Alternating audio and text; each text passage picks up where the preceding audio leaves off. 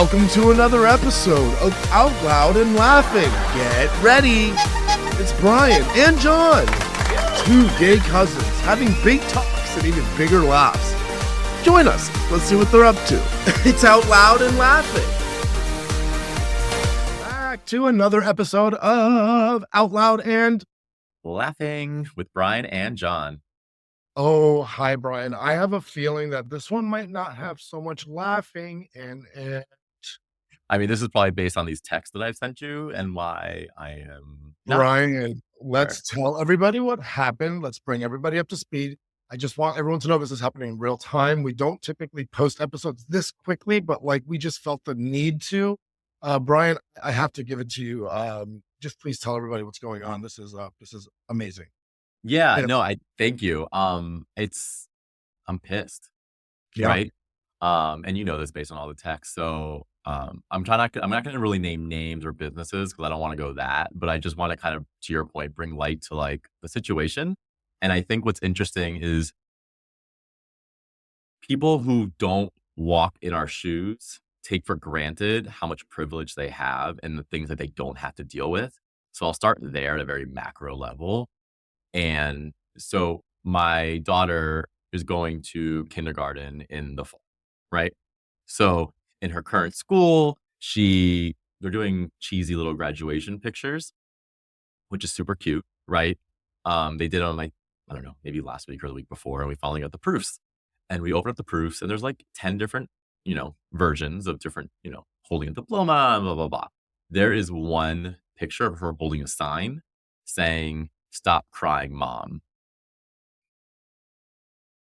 Can you explain that really quick, first of all? So it's basically a sign saying like, this is such a cute photo, mom. Look at me. Now you're crying. So just stop. Exactly. It's supposed to be like cheeky. So for a kid that has a mom, it's like, "Stop crying, mom. I'm graduating," like super cute, which in theory would be fine if she had a mom.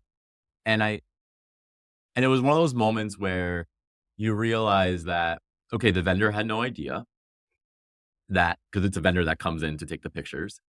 And so the vendor had no idea, which means the school didn't mention anything, which means my daughter was handed a sign that had a 3-letter word on it where she's starting to read.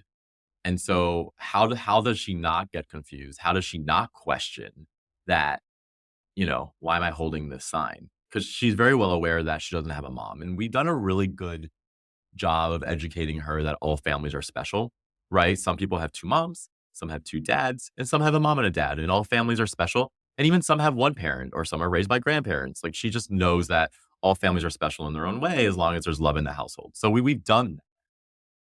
But when things are almost like, quote unquote, forced on her, like, "Here, hold this sign for this picture," how can it not make her question what norms are and what norms aren't? And so I'll stop there if you have any questions before I go into like how we kind of dealt with that. Yeah, I just want to thank you. Yeah, thank you for sharing that. First of all, I know that's probably really tough to A, deal with, and then B, share, because to some degree you're wondering like, am I making it too big of a deal about this, or where does this sit or live in my life?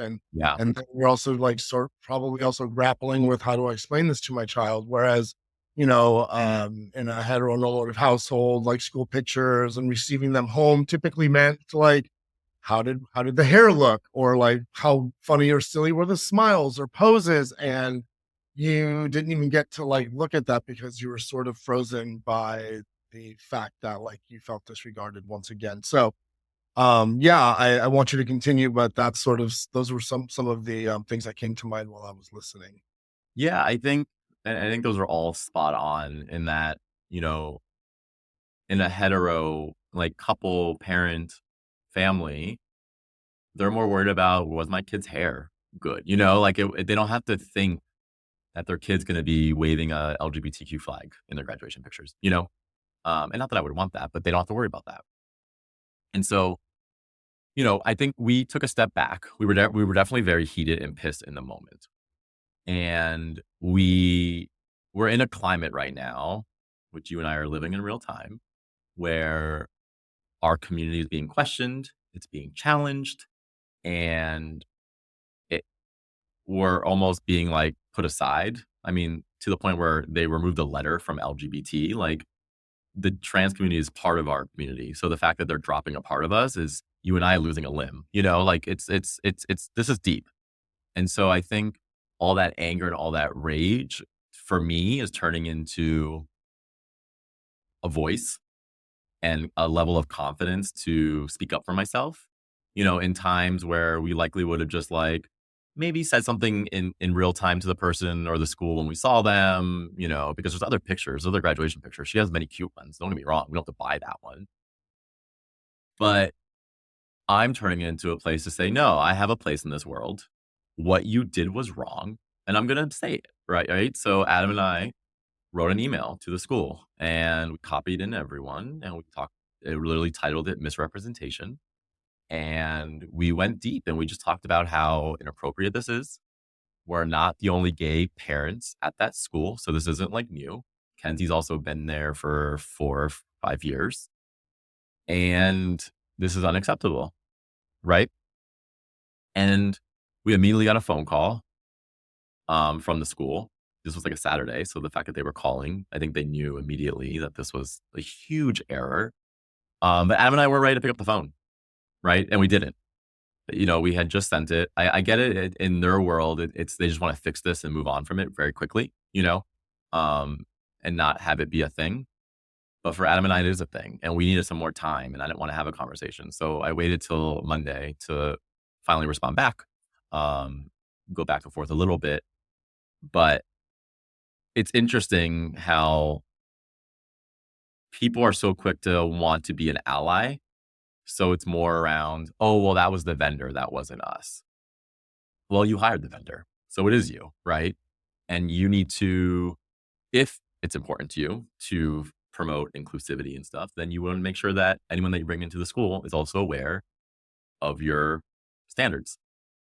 So what was good is the school is completely revamping. They're making sure they build things into the process so these things don't happen again because it is so fundamental to who they are. And I never thought it was in malice and like, ill-intended, but it was sloppy. And I think it's important for the school to recognize that, take ownership, say, we messed up and we will not do this again. And we ended up getting there to that point, which is good. I think the other thing that I did on top of that was there's some other LGBTQ families in the school. Some of them are same-sex mom relationships. And I wanted to bring it to their attention, which I did, because if their child was holding that sign, they would have assumed that Kenzie would be holding a dad sign, right? Because they're a 2-mom family, they would just assume. And so I wanted to bring it to their attention because they are an ally and it's important for them to know that that happened because they wouldn't have known otherwise. And it's not like I'm trying to like get a coalition to like go beat down the door. It was just more to say like we should all band together to make sure that like these things don't happen for our children. I don't think you need to justify Yeah. that validation. I had already written down here in terms of trying to follow up, like what was the experience of other gay parents, and I actually didn't even think about whether there was 2 lesbians or not, and then that hi mom sign sort of hiding, right? Like sort of in plain sight of like it not being done for somebody with gay dads, and them thinking that possibly it was like a nod to them, right? So I don't think it's about you forming a coalition. I think it's really smart for you to say, this was our experience as a same-sex couple. If you received this photo, Kenzie had it too. I don't think it was, an intent. Like that's the thing. The intent wasn't there. Yeah. Exactly. I think, and again, this isn't like we're trying to like start something or we want to be angry about this. Like we were upset. We have moved on. We've said what we need to say, but I wanted to turn it into an education moment, right? I've had conversations with people, including like my parents, obviously talking to like you, who obviously an ally because you are me, but it was just like making sure that people understand that we are going through things that people don't necessarily even think about. The amount of times that parents drop their kids off at school and don't have to worry about their kids being alienated in ways like that are really deep. Yeah, sure, your kids are going to be alienated in ways of other kids being bullies and stuff, but this was deeper, right? And this could have scarred Kenzie. Luckily, I think we're in a place where she didn't really 100% realize. I think all the kids were going through the motions and holding the sign and wearing the hat and doing the diploma and stuff. So I think the mechanics of it being just a a process. She didn't really connect it. So I think that situation's over, but I'm happy that we could talk about it today because I just think it brings light to the fact that there are so many experiences that you and I have to go through that even some people who are closest to us don't really understand it. And But so is I it over? Is it over? We just talked about you and Adam coming back in from St. Kitts and Customs asking you where mom was. And now Kenzie comes home with a photo saying, don't cry, mom. And, we're already having a difficult time in this country right now with the conversation around other, regardless of whether it be sex, age. Now, I mean, even, sex and gender with the LGBT community being sort of attacked constantly, especially by this administration. This administration attacks age with attacking Medicare, Medicaid. This administration, we need to do a better job generally about talking about other, and not about where we are currently as ourselves. I think that this is a much bigger conversation because like even telling this particular story here, right? I'm not already with the response that you immediately got back from the school. It was defense and it was yeah, deflective and it was shame blaming. And it was like, okay, fine. I can understand like pragmatically as a human where that could have been miscommunicated. Sure. But you need to take full on acceptance and accountability that this happened under your watch, representative of your organization, which I pay a very lot of money to trust you with rearing my child. This isn't like you're not going to Target and buying like iced coffee. Like and I bring up Target for a very good reason because they also have pulled out of the yeah, LGBTQ movement. And I want to say that here, like there are these businesses and organizations that need to take a stand for people who are other. yeah, Otherwise, with representation, we fall into these stories where like, even in you telling the story, I've heard so many times of you saying, I don't know if I should feel badly about this, or I don't know how I should feel about this. I think I'm here to validate all of your feelings about it because this was your experience. yeah.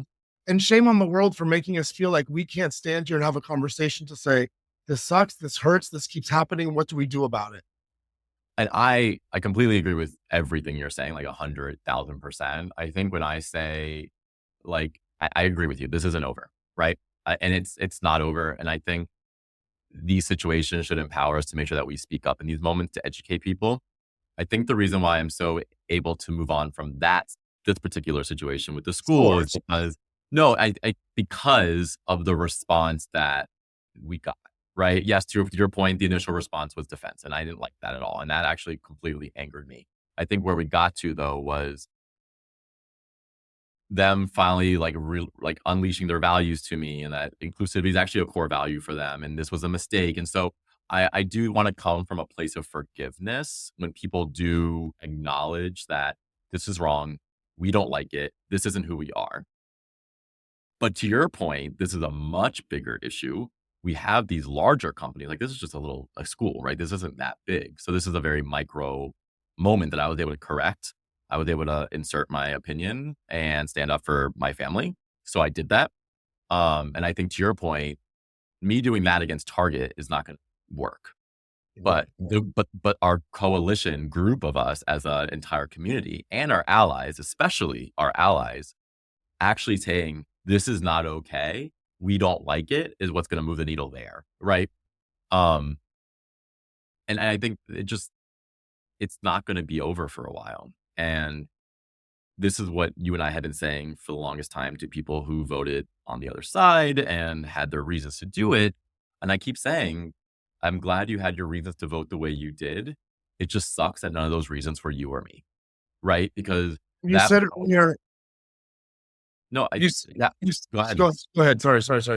I No, interrupted. I just think that vote, even though maybe just one vote, because everyone's vote is just a single vote, that vote contributed to making our lives harder. And that's what I And wanted to touch on just now when I was going to yeah, interrupt you. I was going to say yes, earlier, you mentioned about being angry and about being frustrated and like it arising those emotions. But those emotions only sort of come forward, in my opinion, when we hit this wall of there being no solution to fixing our hurt. Anger comes from not being able to fix your hurt. yeah, And, if we can come from a place of compassion and like listening to one another, we are hurting.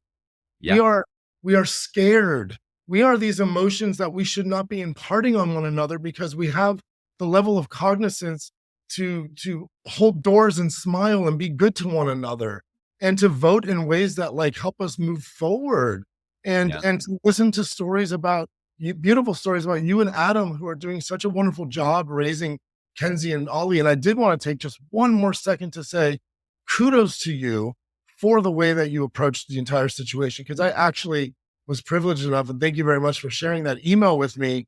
It was not the Karen email that I would have sent. you know, it was not the shame on you, look what you've done email. It was very much, how can we together make sure that this doesn't happen again for somebody else? And I just want to just take a second to give you all of the acclaim for the way that you advocate for yourself and for others. Um, and again, it's not about forming this coalition. It's about forming a level of understanding. And Correct. that's what this episode to me really is about, is using this instance to share yet another small micro moment that like just has macro effects. I agree. And I think coming back to like the voting thing is, so people are so quick to say like, well, that's like when we say we're in fear, right? People are so quick to say, well, you shouldn't have to be fearful of that. Like, that's not going to happen. They're not going to take away gay marriage, right? And my response is like, they may not. And I hope they don't, right? Like, I hope they don't. But the fact is we have to live wondering if they will. And so there's that level of fear that you and I have to constantly live in. And I always say a Republican's vote is for less taxes. Your and my vote is to stay equal, right? And the fact is we have to constantly fight just to be on an equal playing field. And that's a hard pill to swallow. And until people start to realize like, oh crap, like that's a vote that I could be helping my people in my family, in my life that I love dearly, stay equal to me. That holds a lot more weight than saving $50 in your paycheck a month. You know what I'm saying? And so I just don't understand that if people understand like the magnitude of that for us in our community of like, we just want to be equal. That's all we want. We don't want more. We don't want anything different. We just want to be equal and we want to be left alone. And when you vote against us, that's voting to make sure that we're not equal. I just really am surprised that equality uh, is basically separated or conditioned by the price of eggs and toilet paper. Which aren't going down. Think about Exactly. I know. That's you that think first you thing. think you think you think you- okay, so I'll be very candid here. And the reason why I'm bringing this up is because the thought that originated while I was listening to you was how easy it would be for the Republican Party to just like throw its hands up on like things like abortion and gay marriage, Yeah. come in and say, hey, we're going to make taxes and all of this stuff much better too. And I think everybody would sort of adopt and kind of jump on board and be like, you know what? Cool. Everybody gets to live their life. I don't know what's happening in the lady's life who's having an abortion. I trust that like these two gay men who are not pedophiles, have never had an instance, are running with the law, who are stand-up citizens, pay their taxes, are stand-up humans in their community who run events and are there for their community. Like, we don't need to worry about. Correct. I think we should know now, as like a country, that like love and attention and sort of all the resources that we have, we are the richest country in the world. That we have everything we need to rear children and to educate ourselves and to be great and to not hate. Um, and and I was just thinking about like how great it would be if that were all the case, and if we were all on board with that. But with that being said, I'm the rambler, Bryan. I go on and on and on. Yeah. Always, you're the one who takes us back to it. But I just get emotional about it, I and know. I know. it is. I'm sure we'll have more stories to tell on this pod. I just wanted to bring light to this immediate situation because these things are happening to us on the regular, you know? And so I just want to make sure that you and I have a conversation about it. Thank you for sharing. And we just make sure that we're telling people that want to listen to our story and actually want to learn. I think that's all that matters to me, is if anyone wants to learn and actually truly listen, like, then come listen to our podcast, because I'm happy to share my experiences, and Jon is too. We put our guard down. We do not give a shit because this is our life and we want to talk about it. So, ramble on all you want. So Yeah. with that, guys, thank you guys so much for listening to my story. And thank you, Jon, for just helping me get through that story. So I Gotcha. appreciate I got you, Bill. Love you guys. Love you, Bryan. Love Take you. care, everyone. Bye. Bye.